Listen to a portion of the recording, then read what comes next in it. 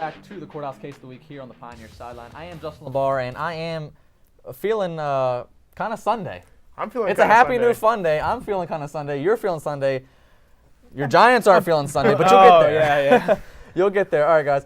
Steelers versus the Cardinals does not need any more hype than that. It is what everybody plays for. Not a ship. Exactly. It's the ship. It's not, and he said ship, S-H-I-P. Yes. It is not Championship. It is not. It is not a series. It is not. It's one game. It's 60 minutes to see what you're made of. Are we all going for the Steelers in this?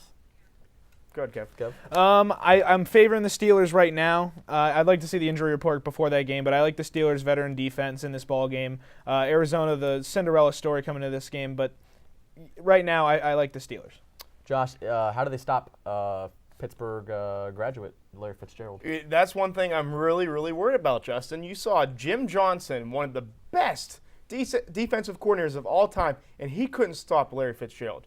Dick LeBeau, one of the best defensive coordinators of all time. I think that's hands down. I don't think anyone could dispute those two comments that I just said, because Jim Johnson, definitely one of the best, no doubt about it, right. And Dick LeBeau, also definitely one of the best. Is he going to be able to come up with a scheme to stop Larry Fitzgerald? It's possible, yes. There's teams that have done it.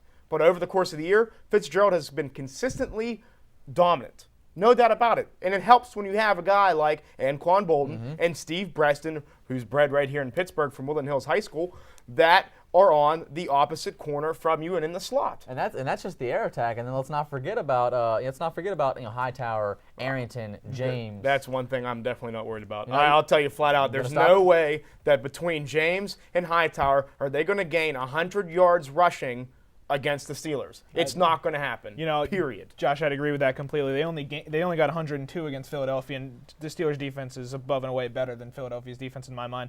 One thing that does worry me is the only 50 yards rushing that Pittsburgh had against Baltimore. The Steelers, I think, are going to have to pick that up big time against Arizona in the Super Bowl. Well, the Ravens are a very good defensive team as absolutely. well. I think they did have trouble running the football. Parker, the week before that, over 100 yards, had a great game. Is he going to be able to transition into Tampa?